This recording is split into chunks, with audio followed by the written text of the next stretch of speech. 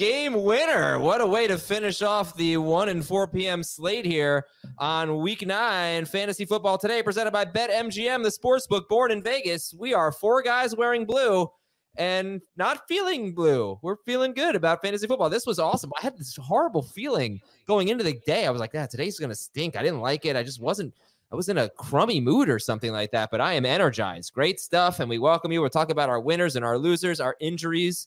The Cowboys are bad. You heard Dak Prescott said it himself on the sideline. Anyway, Adam, Dave, Jamey, Heath. Here we go. The biggest winner. I'm not even going to throw it to you guys. Let's talk about Jaxon Smith-Njigba. 37 fantasy points. I don't think that would make him QB1. I feel like someone outscored him. I feel like Burrow outscored him today. But other than that, whoa. Hey, Heath, what's up? How about JSN? He was awesome. Now, Adam, you don't normally pick the winners. So generally we try to choose guys who are winners not because somebody else was hurt and that person's going to come back next week and they won't be great anymore. Incorrect. They will bye next week. So even worse. But no, it was nice to see him take advantage of the opportunity. He made some spectacular plays in this game downfield. Like there is no rule against throwing the ball to JSN more than 5 yards from the line of scrimmage, we found out. And it was really exciting from Seattle's end. They won the game, then they lost the game, then they won the game, then they lost the game again. And the Rams were just kind of hung out and watched. All right, but does anybody think that this is the start of something here for Jaxon Smith-Njigba? Like, you can't put that back in the box. Is he? Yeah, I feel like that's what we were saying after week 2. And right. Do you need a reminder of what happened after week 2 with JSN? Do you need a reminder of who wasn't playing today? I know, but I mean, like, throw the guy the ball. He's obviously really good. That's what I'm saying. He had 3 targets and 3 catches the week after his first blow-up game where you can't put it back in the box. All right. Well, you know what? I was just excited. He had a great game. Good for him. All Awesome. right. He's an awesome player.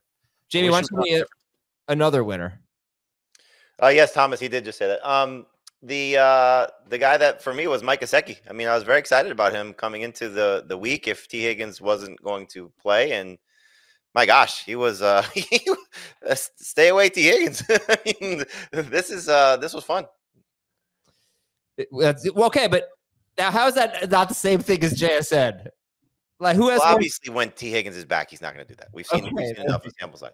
But if you do need a tight end for next week and T. Higgins stays out again, clearly Mike Gesicki is now 3 or 4 games where he's been absolutely awesome.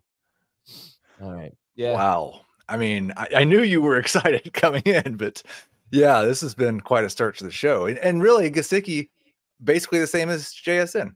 Right. Exactly. Yeah. I'd like to address something. I didn't say that. I know it, but I was just talking really fast. And I tried to say, forget it. And you just forgot the or get.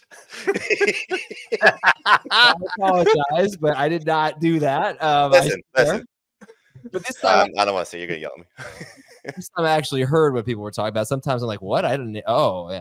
Okay. Anyway, let's go. You didn't say it? I mean, no, I did. I know it sounded like that, but I didn't actually say that. It's like when you rush saying start and sit show. Sometimes you say the wrong thing. Yeah, exactly. Dave, who's our big loser this week? Well, what was last week? Last week was tight end week. Yeah. This was tight end sucks week. I mean, listen, Gesicki was awesome. I'll give you that. And there's other tight ends that did well too, but Laporta sucked. Pitts sucked. Njoku double sucked. Kraft stunk. Ingram stunk. Kincaid stunk. Ertz stunk. We still got 3 more to go, so let's hope They'll stink too. They'll stink too. But all the momentum, all the excitement that we had after these tight ends went crazy last week, it's like they can't do it 2 weeks in a row. So they all fall off again, and now we're going to have questions over half these tight ends in week 10. We've already had 10 tight ends score at least 11 PPR fantasy. Name them. How many of them were started? Some were. Not Mike Gesicki, Taysom Hill, Brock Bowers, Jake Ferguson, Trey McBride, Hunter Henry. McBride scored a touchdown. Johnson, this was a bad week for tight ends, though. Jatavian Sanders. Oh, yeah. Everybody's got 3 more to go. Sanders. We still got 3 more to go. Don't we have 4 more? No, we don't. The Colts don't count.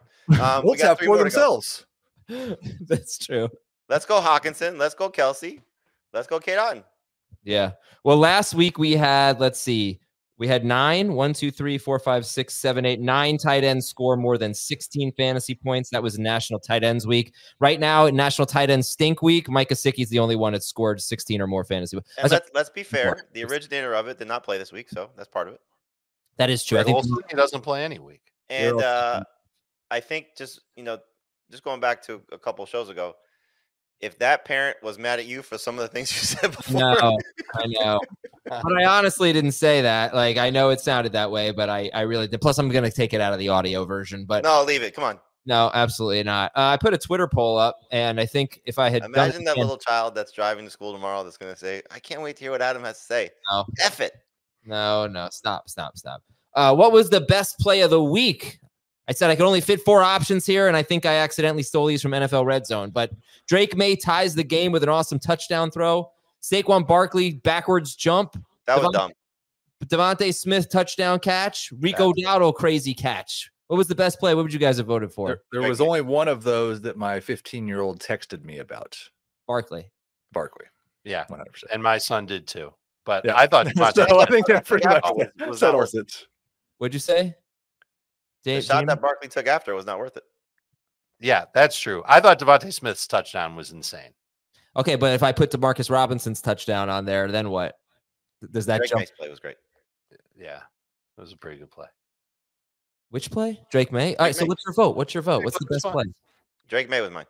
I mean, Daniel Jones was responsible for 3 touchdowns in his own building, and none of those 3 make the top 5 plays? What are we doing here? All right, I think I would have voted for Devontae Smith's catch. I thought it was pretty incredible. No, the Barkley thing. When do you ever see something like that? That was amazing. All right, let's get into some news all the time in Super Mario. Yeah, so news and notes. We'll talk about the Cowboys. Pretty ugly situation there. But first, if you have not signed up for BetMGM yet, use the bonus code FANTASY. Let's do it. And you're going to get up to a $1,500 first bet offer on your first wager with BetMGM. Here's how it works. You download the BetMGM app. You sign up using the bonus code FANTASY. Deposit at least $10 and place your first wager on any game. And you'll receive up to $1,500 in bonus bets if your bet loses. Just make sure you use the bonus code FANTASY when you sign up. Your news and notes. So the main quarterback news is Dak Prescott. I'll get that in a second. But they bench Gardner Minshew for Desmond Ridder. They're going into the bye week, evaluating everything in Las Vegas. But it said he was just looking for a spark. But let's get to Dak and CeeDee Lamb. Dak left with a hamstring injury. CeeDee Lamb. Can you, since you have a potty mouth, repeat what Dak said? No. But Dak was caught on the sideline. I mean, amateur lip readers, we stink, basically, is what he said. And so he's got a hamstring injury. I think he said he never felt anything like this before. And CeeDee Lamb has a shoulder injury. So he's going to have an MRI. He came back in the game.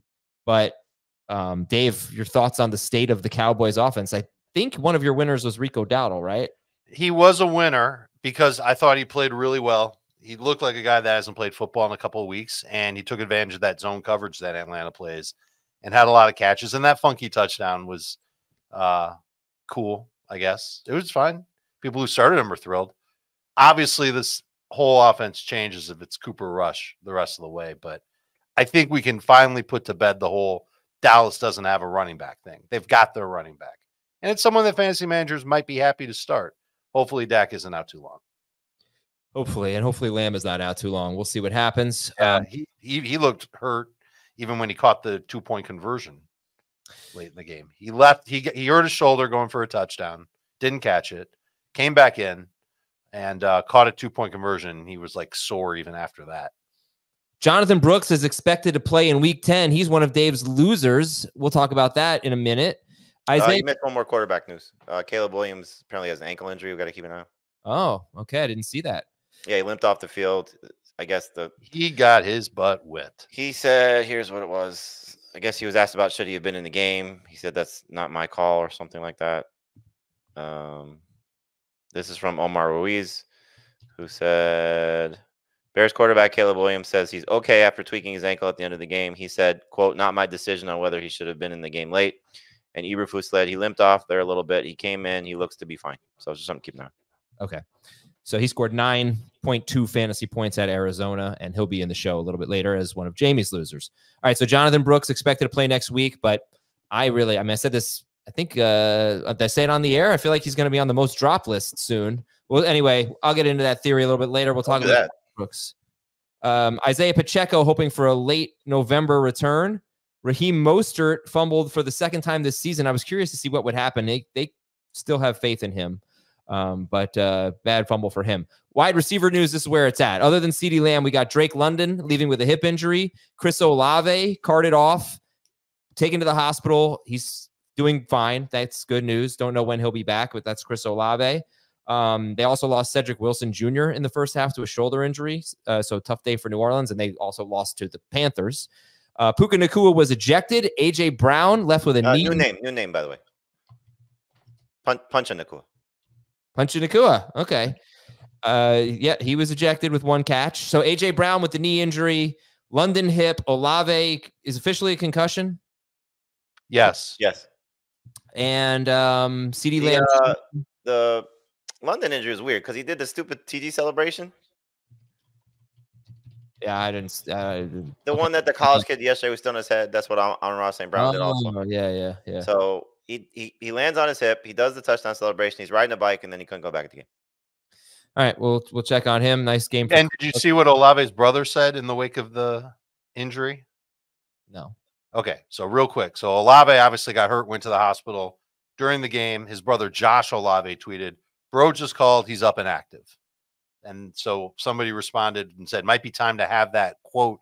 Is it worth it? Talk." And Josh Olave replied, "Ain't worth it in NOLA. I'll tell you that." Ooh. And then I'm sure you guys saw what Michael Thomas was tweeting during the game. No, I did not see that. He was trashing Derek Carr, talking about how they fired all these coaches for Derek Carr, and Derek Carr stinks, and this, that. Like, it was, it's not looking good. Is Marshawn Lattimore on the Chiefs shit? Anyway, more news and notes. Eric All left with a knee injury, and there were a lot of typical offensive line and defensive injuries. But the big one to me is one team had 3 offensive linemen go out with injuries. Why can't I find it? It was the Raiders. They are going into their bye week, but 3 offensive linemen left with injuries for them. And Tennessee lost Lloyd Cushenberry. It could be for a while. Their center. They had a lot of problems, I think, with the snap after that. And the Saints also lost center Lucas Patrick to a calf injury. All right, we're going to go take a quick break here. When we come back, we got a game called It's Over For... ... Who is it over for? We'll tell you. We'll discuss. We'll debate after this on FFT. Oh, no. What the heck, bro? Oh, I'm sorry. Oh, I just got this thing out the shop. Hold on. Let me get my insurance. Hey, FFT? Yep. Jamey Eisenberg. Yeah.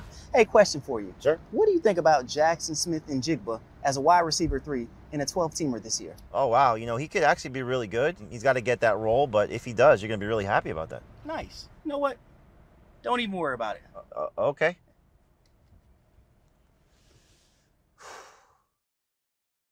I love that. The guy just texted me tonight. He said, "Thanks for the advice." Yeah, get the JSN for those of you watching on YouTube. Get the JSN promo out there on JSN Day. All right.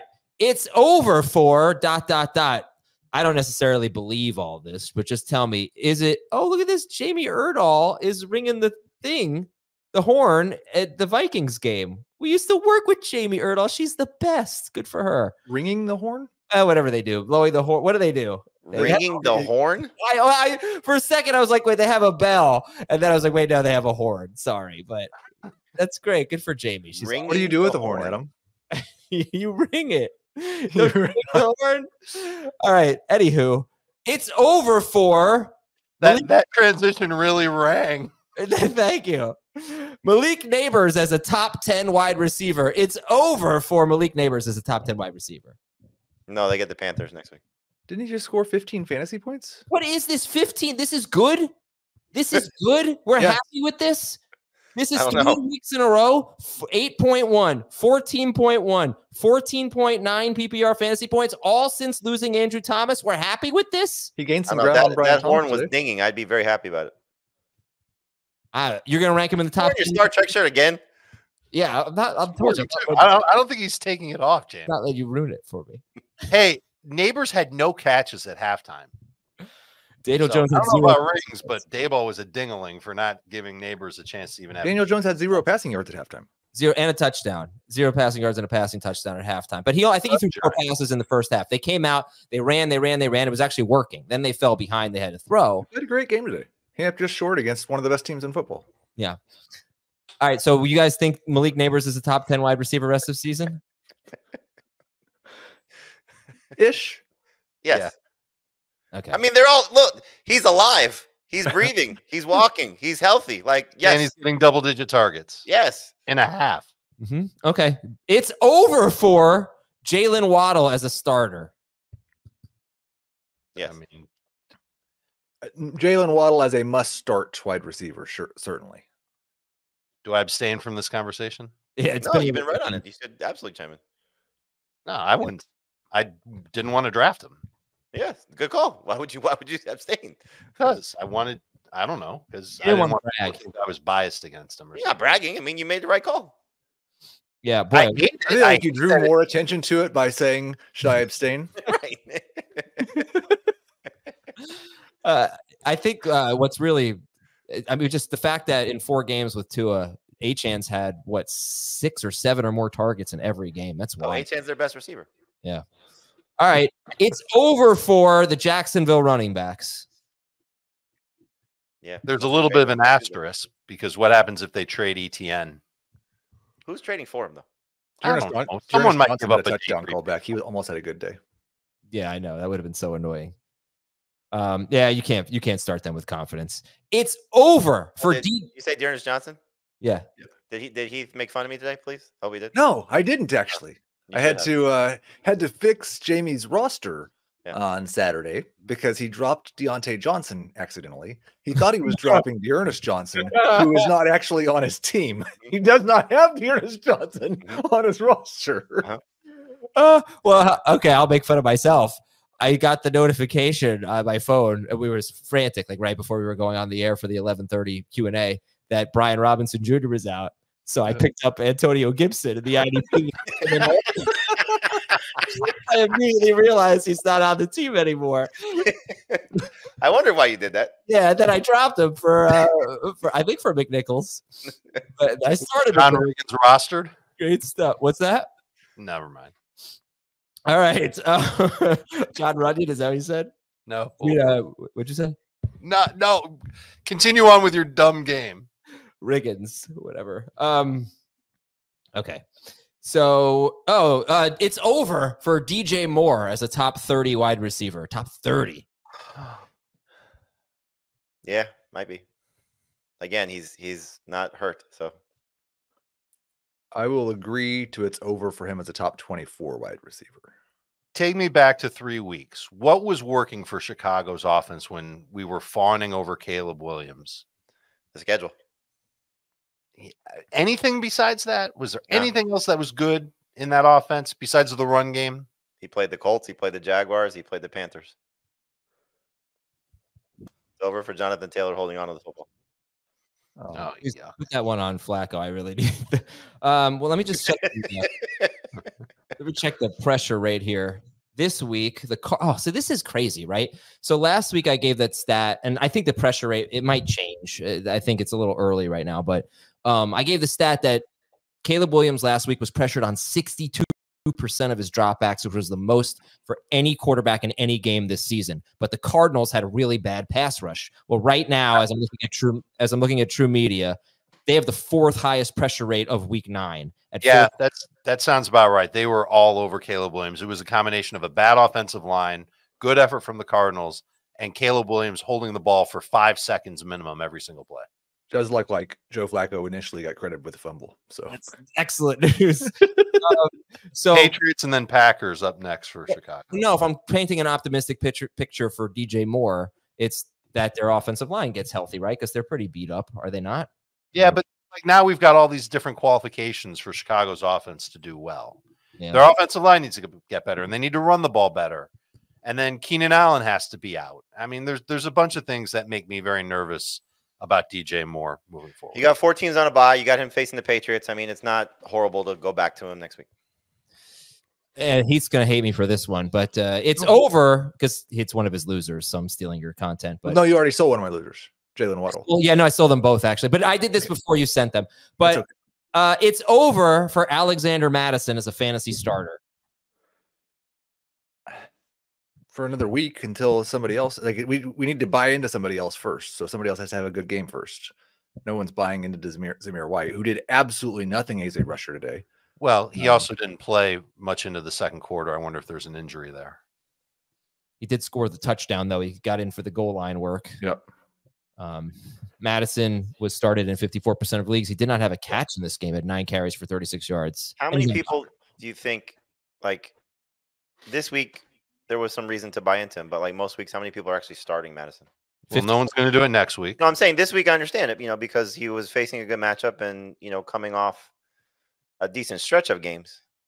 I think he's, I think he was looking like a flex. This guy was getting about 18 touches a game. He was catching a few passes, and he was getting Miami after the bye. So I think it's just so frustrating because even when Zamir White was the lead running back, Alexander Mattison was getting a lot of the short yardage work. And then I told you, though, I don't know the last time I said there were these weird circumstances surrounding those plays. It's like, Zamir White just broke off a long run. Alexander Mattison comes in and gets the touch. It was kind of fluky. I didn't really think that was his role, but they're obviously going back to the drawing board. It's basically what Antonio Pierce says. Like, we got to fix everything. Well, I'm not sure he's going to get. Unfortunately, it's going to start with who's in his office. By the way, just to go back to finish up this "It's Over" for segment. This is about over for this segment. What I do? Nothing. Minnesota throwing to the tight end, not the one we want. All right, now, come on now. Waddle or Moore? Who are you more concerned about? DJ Moore or Waddle? Waddle. Yeah. Okay. All right, let's go to our winners and losers then. Jamey, your winners are Mike Gesicki. You talked about him, but to wrap that up, are you just not going to even bother with him if T. Higgins is back? Most likely. Okay. Then let's talk about Xavier Legette, who's 47% rostered, gets the Giants next week, then a bye. 4 catches, 33 yards, and a touchdown. After 4 catches, 34 yards and a touchdown last week. And only 1 game this year with more than 42 yards, but he keeps scoring. So thoughts on Xavier Legette? It's going to take more volume for people to trust him. But again, you're looking at guys that have a chance to hopefully continue to improve. And we know how rookie wide receivers tend to, build into something. I don't know what they're going to do with Adam Thielen when he comes back, if he stays on the roster, if they trade him or not. But I can't imagine that he's not going to be a focal point of the offense at some point moving forward. And so, like you said, facing the Giants, that's a matchup I think you can, consider using him. 4 teams on a bye. I'm glad he was able to play through the injury that he had, hurt his wrist. So it's now 4 touchdowns in his last 6 games, and hopefully it continues to just, get better from this point forward. Okay, and Dave's winners. All right, here we go. Jakobi Meyers and Rico Dowdle. You talked about Dowdle. Does Dowdle need Dak Prescott to be worth starting? Yeah, I'd prefer it if it's going to be Dak for obvious reasons.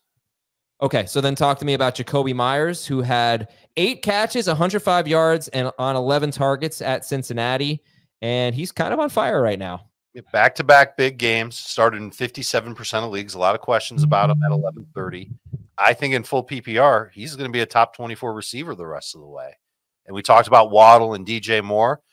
If I had to line those 2 up against Jakobi Meyers, knowing what the game script is going to be for the Raiders every single week, I'm taking Jakobi Meyers. I think he's going to continue to be a good producer of yards and catches until the season's over.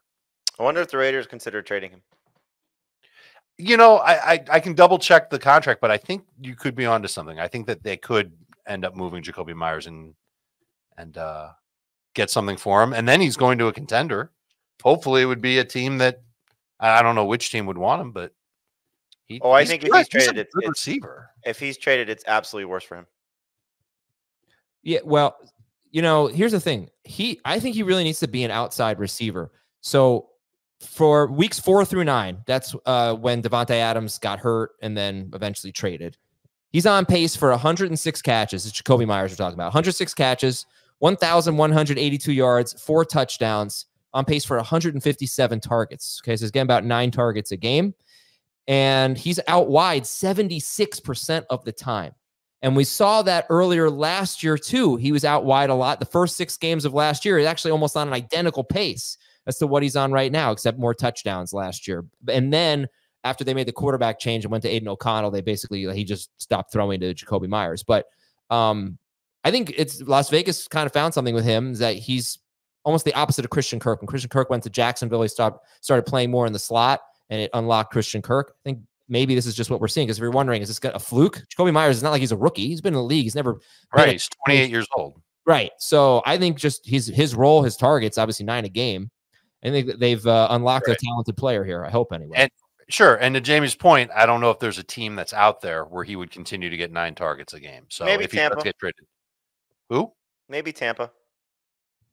You think Denver could take him? You think? No, they wouldn't trade him to Denver. Never mind. That's a bad idea. Maybe Tampa. That's a good call. That would be a good landing spot. He's got 1 more year left on his deal, so it's not that big of an issue. So a team that trades him gets him for 2 more seasons. I'm not sure if the Raiders are really going to let him go, but if he stays with the Raiders, he's a winner moving forward.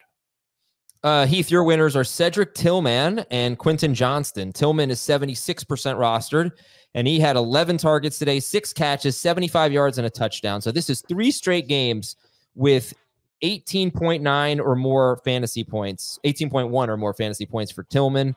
And Quentin Johnston, 4 catches, 118 yards, and a touchdown on 5 targets at Cleveland. 3 straight games with at least 9 targets. I mean, the bad thing is now he goes into a bye, and then maybe he gets Marshawn Lattimore if he's still on the Saints, and then the Steelers. So the matchups aren't great, but I think you just I wasn't even entirely sure walking into this week that we'd come out of this game saying you have to hold Cedric Tillman through the bye. 2 good games for someone who came in with no expectations at all is a little bit sketchy. 3 in a row like this, there's just no question. And we're probably starting him when he comes out of his bye.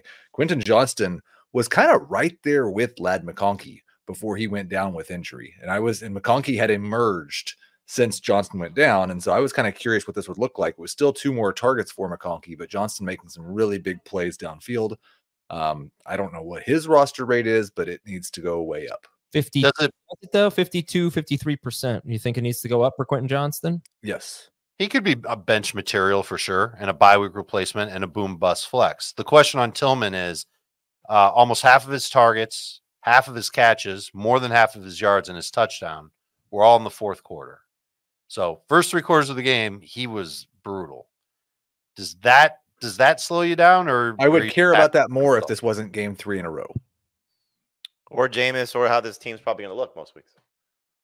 Who did I have that issue with this morning, Dave? Jalen Coker. Jalen it was his first time doing anything. And he didn't really do that well. I mean, he didn't do anything like what Tillman has been doing. Listen, you know the Browns are going to allow Jameis to throw when they're down. You know that they're going to be down probably more often than not based on how this team has looked. And you know that there's enough of a performance now. You know, it's small sample size, but it's enough of a sample size. In 3 games without Amari Cooper, he's their guy. Yeah. All right, losers. Heath's losers are already discussed. Alexander Mattison and Jaylen Waddle. So Dave's losers are Jonathan Brooks and National Tight End Stink Day. So we talked about the stinky tight ends. Let's talk about Jonathan Brooks. I think he's about 85% rostered. Do you think he's going to be dropped soon? I'm not sure. First of all, you should not drop him. You've been carrying him this long, or you acquired him however long ago. You should hang on to him. But I don't think Chuba Hubbard's done anything to lose his grip on the lead job for Carolina.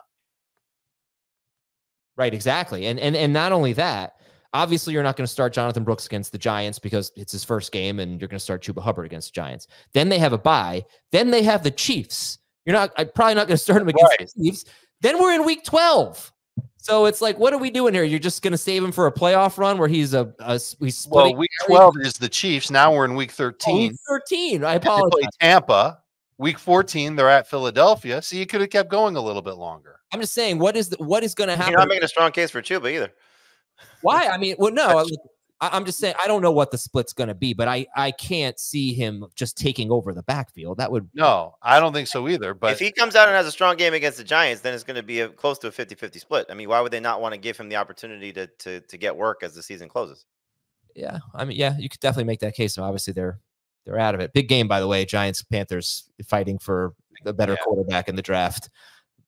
Big game. Oh, the Giants are going to win this game by 2 scores. I think for sure. Yes. And then you This you win one more, and then you win week 17 or week 18 against Philadelphia when they're resting their starters, and you get the 11th pick. Yeah, probably. Okay, Jamey's losers are a couple of quarterbacks. Jameis Winston going into a bye, and Caleb Williams going into a home game against New England. 3 straight home games for Caleb Williams: Patriots, Packers, and Minnesota. Do you find any reason to hold on to either of those guys, Jameis Winston or Caleb Williams? No, you don't have to hold on to Jameis in one quarterback leagues. I mean, going into their bye week, I would be interested in him taking on the Saints because that's, going to be a fun little revenge game for him. And I don't think the Saints are very good. And for Caleb, I mean, look, it's not a tough matchup against the Patriots, but how can you trust him at this point? So depends on who you have at your quarterback spot. There's just no way you should be dropping him in any super flex or 2 QB leagues, but who would do that? Are you sure? Because it seems like I made a pretty genius move. I mean, he held him for Andy Dalton, so that was smart. I picked up Tank Bigsby. It was awesome. By the way, we got one good game out of him. I think we might not have started him that week, though. He was on our bench. Well, really? I don't know. I'm going to come up with, we did the winners and losers pretty quickly. So I'm going to do an impromptu segment. We definitely, Sunday night shows, you're always saying, like, we need to find a little filler. Yeah. 3-minute segment. Not even. I'm just looking at the top 5 running backs. All right. Rank these running backs rest of season. Barkley, Achane, Kamara. You just did. Barkley, Kamara, Achane. Barkley, Kamara, Achane. Jamey, we should talk about Chase Brown. Who's your start of the week? He's RB4, scored 26 fantasy points, 27 carries, 5 catches. What a game for him. And are we talking league winner here, you think, going forward? Don't love the matchup against Baltimore. Obviously, it's not going to be easy for him, but I love the fact that he was involved in the passing game. That was the thing that we were, curious about with Zach Moss not playing. I don't know if Moss will be back on Thursday, but short week is probably not ideal for somebody that popped up late in the week with a neck injury. So yeah, I mean, he's got that upside. This is a team that has the ability to be explosive, as we saw today. Matchups are certainly going to be, how you view them, I think, just in terms of must starts versus maybe starts, and especially for someone like him. But the potential's there. The production has been there, in a moderate way. 11.4 PPR points or more in 4 of his last 5, 13.4, I believe it was, in 3 of those games. He did score against Baltimore the first meeting, but it's hard to say you're not starting him rest of season. All right, that's Chase Brown. JSN, Garrett Wilson, Zay Flowers, Demarcus Robinson, and Cortland Sutton are your top 5 wide receivers. And in terms of Zay Flowers, Heath, he only had 6 targets. He turned it into 5 catches, 127 yards, and 2 touchdowns. Deontay Johnson barely played the 12 or 13 snaps. Do we do anything here with Zay Flowers? Do we consider selling him, or we just enjoy the ride? I'd just be really thankful he's on my team because he's awesome, and Lamar's awesome, and this team's awesome. And I want awesome players with awesome quarterbacks on awesome teams on my fantasy football team. Speaking of awesome quarterbacks, Dave, Joe Burrow, Jalen Hurts, Lamar Jackson, Daniel Jones, Josh Allen, Geno Smith. Those one are your of these things is not like the other. One of these things is just not the same. Hey, That was a good call by you, Adam, on the Rams and the quarterbacks that they faced. Yeah, it was really the teams they faced, right? They played all these run-heavy teams, so I thought a team that threw the ball a lot could have success against the Rams. And Geno was equal parts great and terrible today. But yeah, I don't know. There's not much to say here. I mean, what do you think about Burrow, Dave? Because he's been so good at home. Is that it? Or is that just a coincidence? Because home road splits are insane for Burrow. I think there's a little bit more to it than just home and road. Obviously, being at home has been great. And I'm super excited that he had this game without T. Higgins, because part of the concern was that without T. Higgins, his numbers didn't have this type of upside. And if T. Higgins is back next week for a crucial game against Baltimore, look, I'm going to say to start Joe Burrow next week, no matter whether T. Higgins is there or not. But if Higgins is back, then green light is on for Joe Burrow to have another 3+ touchdown game. And Jamey, we look at the tight ends here: Gesicki, Bowers, Taysom Hill, Theo Johnson, Jake Ferguson. Taysom Hill actually had 5 targets. It wasn't a total shock that he had a player. Yeah, it's must-add player. He scored twice against the Falcons last time they met. It was on the ground. They have no backup running back really right now. Right. Both Jamal Williams and Kendre Miller were out for this game.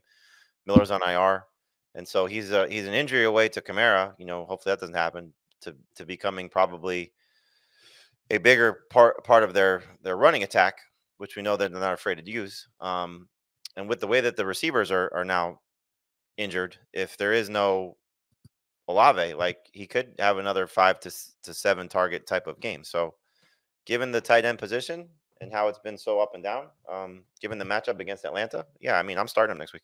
All right, that's Taysom Hill. And all right, you know what? We'll take a break. We'll take a break and we'll get into all the games. I also just want to update you. According to Jordan Schultz, Eric All has a torn ACL. Tough break there. Hate to see that. Yeah. We'll be right back after this on Fantasy Football Today. Get ready for more UEFA Champions League action. Absolutely astonishing. It's an exceptional goal. It's been bonkers football. The UEFA Champions League on CBS Sports Network and stream every match live on Paramount Plus. Some of the goal line work and some of the almost touchdowns you may have missed. It was a little disappointing to see Ray Davis working near the goal line. Davis obviously had that big, long touchdown catch, but not the best game for James Cook.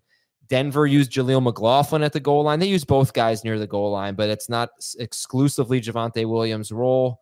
I had a nice Cortland Sutton Bo Nix stack in one of my leagues. Didn't expect the touchdown catch to go quite the way it did, but we'll take that. You had Dearness Johnson actually getting in at first and goal from the 2-yard line, not getting in the end zone, but getting in the game on Dearness or Deontay? Which one? Dearness Johnson for the Jaguars. So I think when they're playing from behind, he's going to be on the field a lot. And Tank Bigsby also was in on first and goal from the 2-yard line and second and goal from the 4-yard line in the fourth quarter, whatever. Almost touchdowns and make some other things to know. Quentin Johnston and Josh Palmer, they both had wide open touchdowns on coverage breakdowns. And after the game, Denzel Ward said, "You can put those on me." Keon Coleman dropped a pass that ended up as an interception inside the 5-yard line. Tough break there for Josh Allen.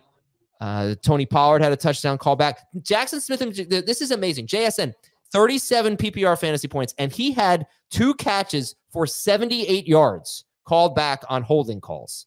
It was even better than the game. The final game log. Wando Robinson had a touchdown call back on a pretty weak pass interference penalty.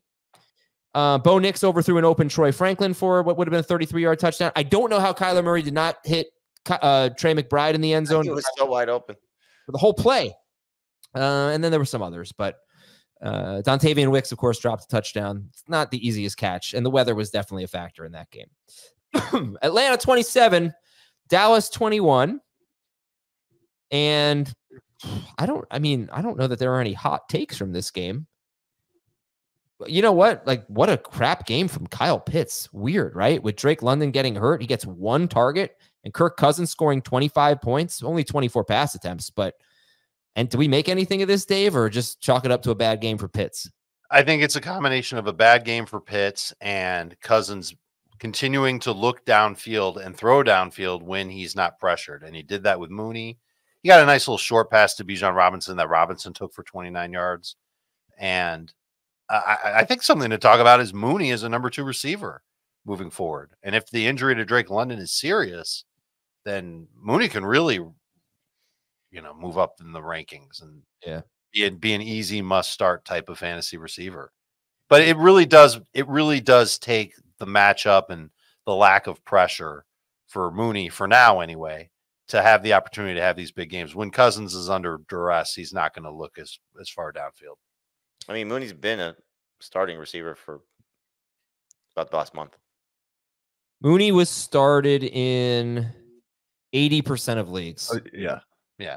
So I think, he could be started in 100% of leagues if Drake London is out. I still feel like we got a lot of questions about him today.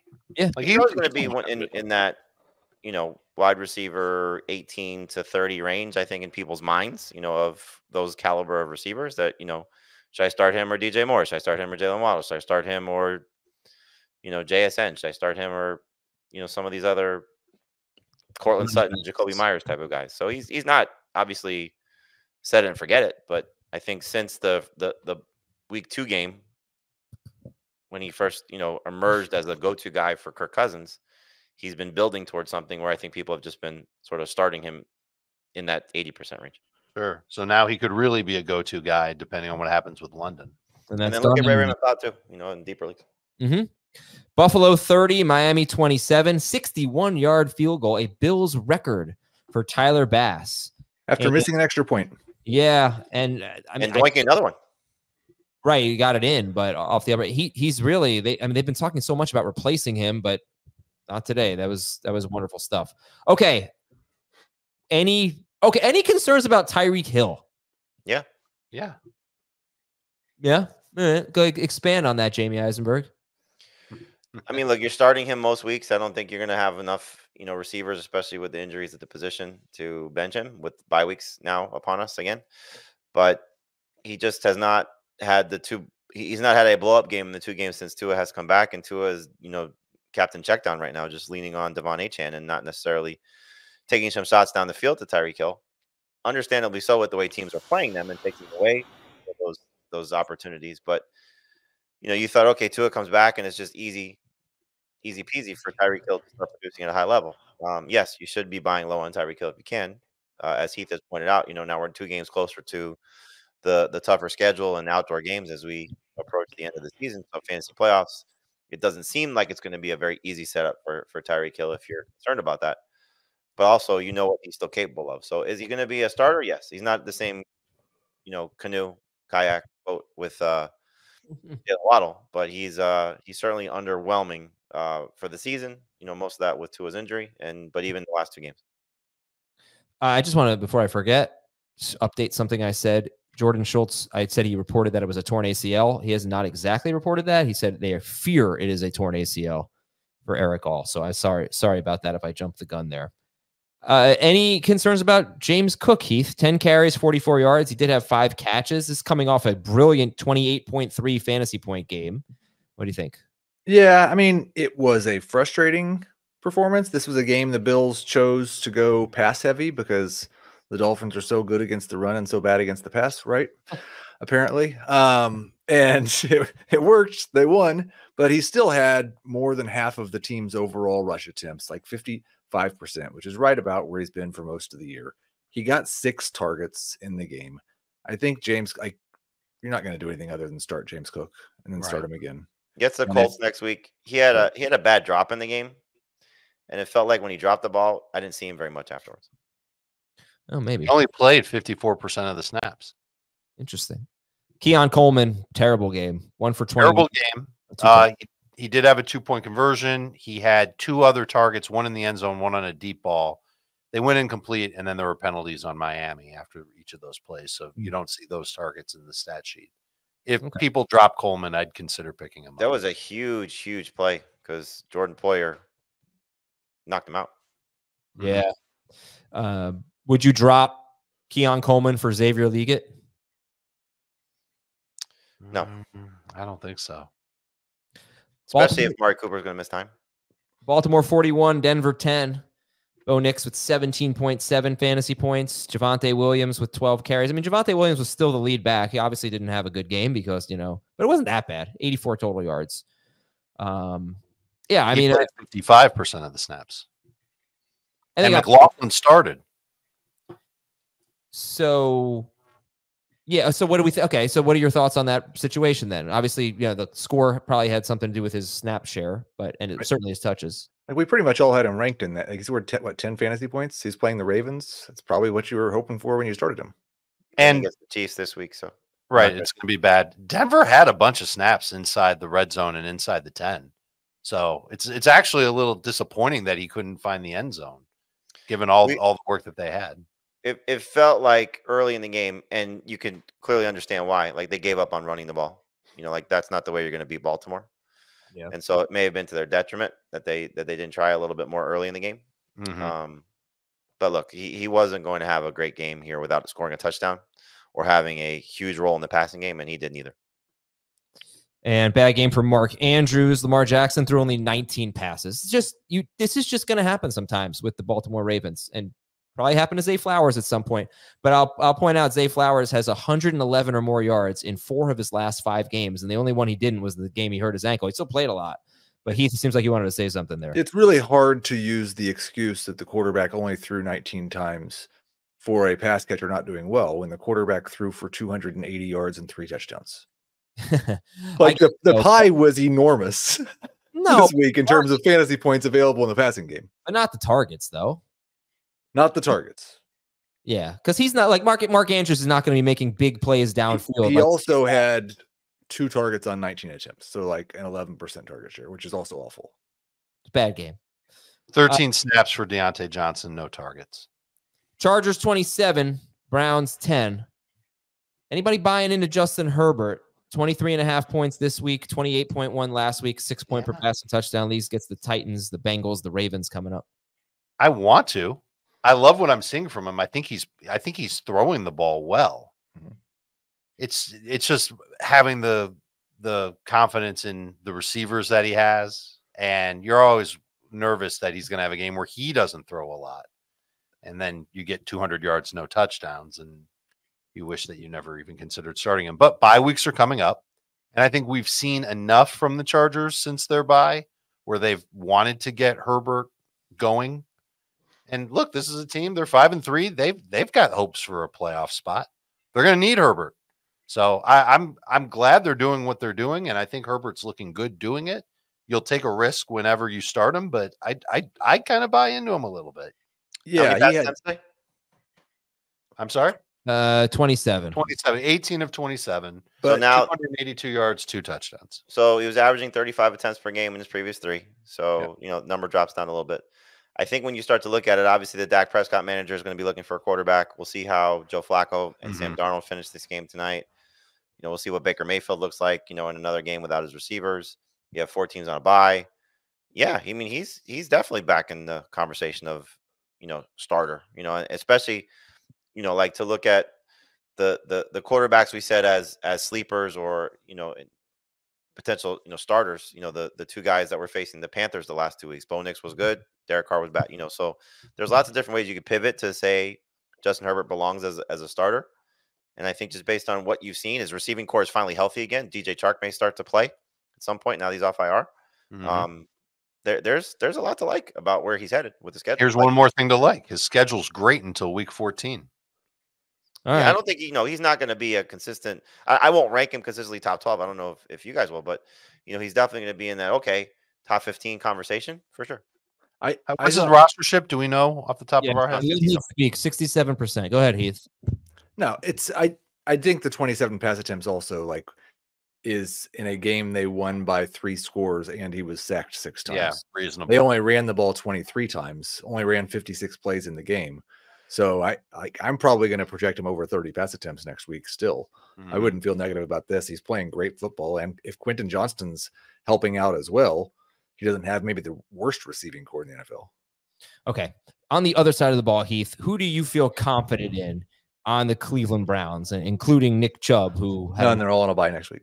I know that, but I mean going forward.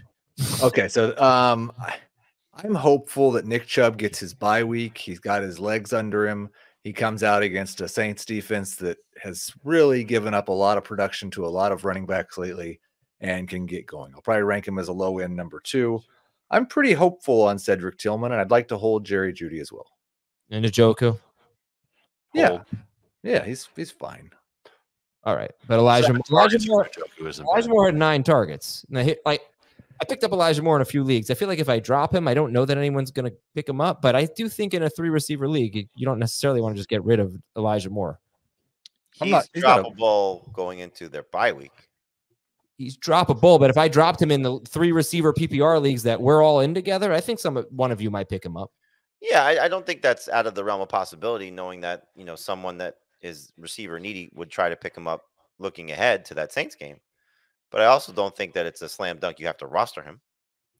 Okay, let's go to Cincinnati 41, Las Vegas 24. I think we've talked enough about Las Vegas. But what about Jamar Chase? 7 catches for 43 yards on 11 targets. he's just having a strange year. He was on pace for 125 targets going into this game. Now it's probably 130 something. Who would you rather have rest of the season, Tyreek Hill or Jamar Chase? Chase. Chase. By a lot. Why? Well, first off, he's been a lot better this year. Well, yeah, but He's been better overall. He's getting a lot of targets. When T. Higgins comes back, he'll be a little bit tougher to defend, and he's got sky-high upside. He has wide receiver 1 on the week upside, almost regardless of matchup. he's getting 11 targets each of the last 2 games with T. Higgins out. When T. Higgins is playing, he's getting one. He had 1 game with more than 7 targets, I think. It's a fair question. I just think there's more upside with Jamar Chase based on what we've seen with his quarterback right now. Plus, you have the risk of what happens to Tua. Let's play a game, Adam. Yeah. Where does Jamar Chase rank in fantasy points at wide receiver? 5th. No, he's Lower. Third. First. Total points? Total fantasy points at wide receiver. I was thinking average. Currently number 1. Where is he on average? He is currently on average 5th. Okay. All right. Listen, he's obviously awesome, but he's having a weird season, just statistically. You'd rather have Tyreek? No, but I think we're probably being a little bit too low on Tyreek Hill. I think he's still an amazing player who's just has a great chance to just tear things up. Yeah, it's not crazy, but and look, another thing in Tyreek's favor is Bengals still have their bye week coming up. There you go. Carolina 23, New Orleans 22. Carolina had the ball for only 25 minutes and 41 seconds. So the Saints had the ball a lot, but didn't really do that much other than Alvin Kamara with well over 200 total yards, 6 catches. He was awesome. Any interest in a pass catcher for the Saints? Taysom. Kamara. How about Olave? Well, I'm assuming Olave is going to miss at least the game. Fine, but I mean, he's a good buy low right now, I'd say. Okay. Man. And you can revise expectations and put him in more as the number 2.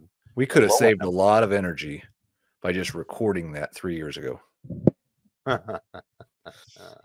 Chris Olave has definitely been the most good buy low player. Just over and over and over. Yeah, this is a shame. Jatavian Sanders, 4% rostered, 4 catches, 87 yards for the Panthers. Any interest in Jatavian Sanders? Yes. Deeper leagues. It's going to be fun. I'm curious. The 2 rookie tight ends that showed up today both did well, and they face each other next week. Theo Johnson and Jatavian Sanders. Yeah. I love Theo Johnson. All right, Tennessee 20. We're almost at that game. Tennessee 20, New England 17. Pretty encouraging usage for Ramondre Stevenson. He played more third down snaps than Antonio Gibson. He had 2 catches on third down, which is a lot for him. He had 5 catches in the game. He had the game-tying touchdown catch. He is remaining one of the strangest play. I mean, what is this stat line? 10 carries for 16 yards and a touchdown, 5 catches, 38 yards and a touchdown. Like, Dave, where are we at on He had a goal line touchdown, and then he had a fortuitous touchdown at the end of regulation, and everything else was pretty crummy. I hope somebody can put the Drake May touchdown to Ramondre Stevenson with the Benny Hill soundtrack. Yeah, it was fun. So, all right. So Stevenson, like, it almost seems like a little bit of a coincidence, but his best games have been their competitive games.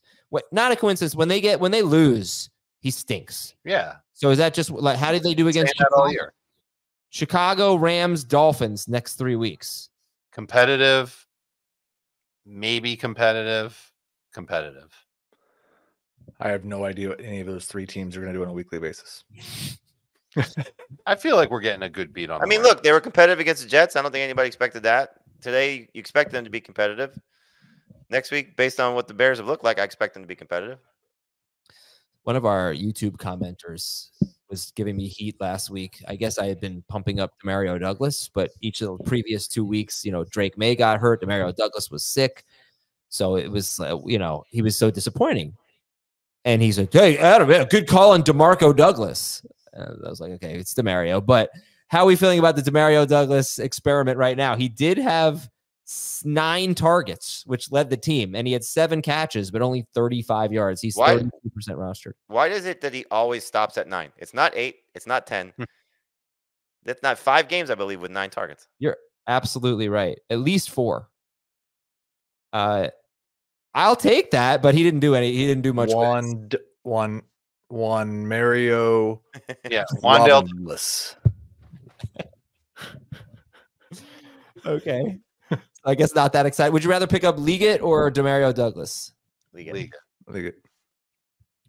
Okay. And Hunter Henry had 8 targets. That's cool. He's 58%. Another good game with Drake May. How do you feel about Calvin Ridley, who had 2 catches for 30 yards in overtime? Going into overtime, he had 3 catches for 43 yards. He was Gonzalez? I think so. I have to go back and watch, but I would assume so. I did assume that. Only in regulation. One of his catches in overtime was on Christian Gonzalez. But yeah, well, I mean, it's a good game. It's 73 yards. It's not bad. Are we starting him next week against the Chargers? I don't love that matchup. I love the targets. I think as a bye week receiver, you can roll with Ridley. Yeah. We got 4 teams on a bye and 7 more receivers hurt. He's going to be a top 20 wide receiver. Who's the quarterback next week? Oh, that would hurt. Does that matter? Yes. Yeah, it does matter. Tony Pollard's awesome.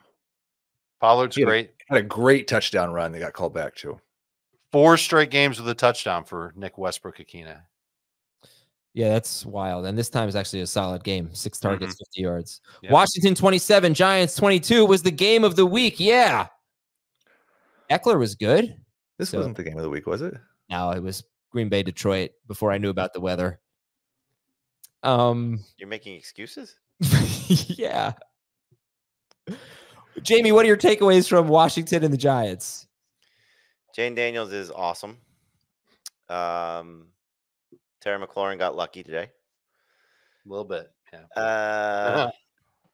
I'm curious what happens with Brian Robinson next week because of what he said and how they were working him out pregame. But look, you know what you have with the Commanders. You're starting the quarterback. You're starting the number 1 receiver. And then when Robinson's healthy, he's a starter. If he's not, then Eckler's a borderline starter. What do we have in Tyrone Tracy Jr.? 16 carries, 66 yards, 1 catch for 3 yards. And we have the Carolina Panthers in week number 9. Right. You've got the lead back for the Giants in a favorable matchup, and he's a must start for it. Yeah, I did my early running back rankings, and he's in the top 12. 69% snap share, 7-11 on third downs, 3 of 4 inside the 10. He's their best running back. If Daniel Jones, when Daniel Jones is still the starting quarterback for the Giants next year and every subsequent season, you can just start him against Washington. Arizona 29, Chicago 9. DeAndre Swift with 6 catches. So it wasn't an amazing game for him, but he got that. That's like the only reliable player right now for the for the Bears. All right. It was good to see Romo Dunze step up. Yeah, he got open for a deep ball, couple of long passes. It was good. 62% rostered. So let's talk about Marvin Harrison Jr. though, and this dud. Back to the moped. 2 catches, 34 yards on 5 targets. What do you think about him? This is after coming off 111 yards and a touchdown last week. What do you think about Marvin Harrison? It's every time he does not get 6 targets, he stinks. Right, but the thing is, like, he got 7 targets the week before. He got 5 targets this week. That should not be an 80-yard. No, there's a line. There's a definite line. No, Heath loves this. There's a definite line. Firewall there when it gets to that 6 target. 6+, he's awesome. 5 or less, stinks. How about when the Cardinals don't throw a lot, he doesn't get a lot. And this was one of those games where they were able to run the ball pretty well against Chicago. I think I'm starting Calvin Ridley over him next week. Next week they have the Jets, and they only threw 20 passes. Marvin Harrison, man, 84% started. All right, Eagles-Jaguars, Philadelphia 28, Jacksonville 23. This ended up being a very exciting game. And 22-0 at one point. Yeah. How many points did the Eagles leave on the field? Yes. 75. Ask the crowd. A lot of boos. What's the game you played earlier? Is it over? Yeah. No, it's over for ... Yeah, the touch push. Maybe. It wasn't very successful. But I tell you what, man, Jalen Hurts is winning people fantasy weeks right now. He's on fire. And he made, I mean, this team is what it is. Okay, what's your thoughts on Brian Thomas Jr.? He had a terrible game. He had 2 for 22 on 4 targets. I'm just assuming he wasn't healthy. He played a lot for a guy that wasn't healthy. It's a chest injury. It wasn't like decoy running through an ankle. I don't know. They had. I mean, the Eagles defense is good. Like it's time to realize that. Like they've picked up Vic Fangio's system. They have good players playing well. It's not a matchup that you're going to get a lot of favorable production out of. So no concerns going forward. Who they have next week? The Minnesota Vikings. Yeah, that's number 1 in terms of fantasy points to receivers coming into the week. No, you're starting him. No question. And then they have the Detroit Lions. Starting him, no question. Yeah. All right. Next game. Detroit 24, Green Bay 14. Blame it on the rain, you know. Yeah. Jordan, if you would have sang November Rain this morning, it would have been better. When I look into, I hate it was pretty miserable. Tom Brady was like every time something happened, he'd reference. So that's just hard to play when it's like this. I don't know. Are there anything to take away from this game? Jordan Love needs a bye week. That's an excellent observation. He looked terrible. Looked uncomfortable. He didn't look right throwing the football. Like at times he was aiming it, and at times it looked like he was throwing a shot put. It was just. Do you have drop numbers yet, or you don't get those till Monday? No, I could probably look it up and see what we got. He had a lot of drops. We had an interesting conversation on HQ this morning with on today's show. Logan Ryan does it with us, former defensive back, played on a bunch of teams, and Darius Butler, also former defensive back. And they both said, which is strange to hear from a player, and I asked them about this. They both said they did not think Jordan Love should play. And so I said, how would you guys feel if you were, practicing through the week and dealing with an injury? You want to play, right? He's like, yeah. But we also understand, like, the quarterback needs to be there for us when we have a chance to be in the playoffs in December. And if this guy re-injures his groin, they're in trouble. And so it was just the perspective caught me off guard, because you typically think of players as, gladiators. You say this all the time, Adam. Player wants to play, right? Whenever we say they want to shut him down, or don't play him if he's not 100%. And these guys were saying don't play, and so he may have been better off for his team if he didn't play. That interception was terrible. Did you think he wasn't moving well? Because I thought he was moving pretty well. No, the interception that he could have escaped the pocket, and it clearly was like he waited and tried to see if something was going to develop, and then tried to bail himself out with the throw to Jacobs, which he couldn't make. Okay, you definitely saw more of the game than I did. I did see five drops for the Packers, 2 by Dontavian Wicks. Yikes. I think one of those was in the end zone.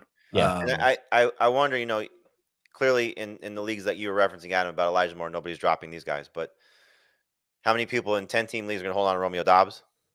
No, not in 10-team, but I'd pick up Dobbs if someone dropped him in a 12. I'm not saying that people should. I'm just wondering if people will. And Tucker Kraft, this is, the targets have not been there for him. He's kind of been saved by the touchdowns.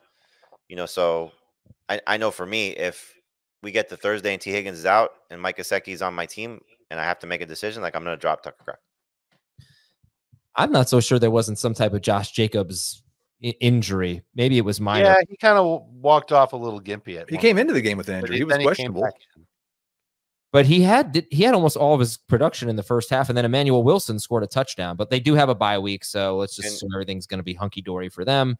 Can we check on Thomas? Is he okay? Thomas Schaefer. Oh, yeah, the Vikings. As we record this, the Vikings are just having a miserable game. But the Rams were also having a miserable game, and they came back and they won it in overtime.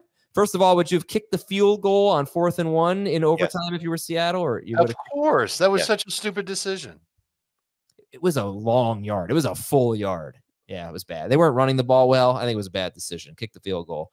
And then unbelievable. If you were a Stafford manager and they get the ball back in overtime and all they need is a field goal to win, how could you possibly expect him to throw a touchdown there?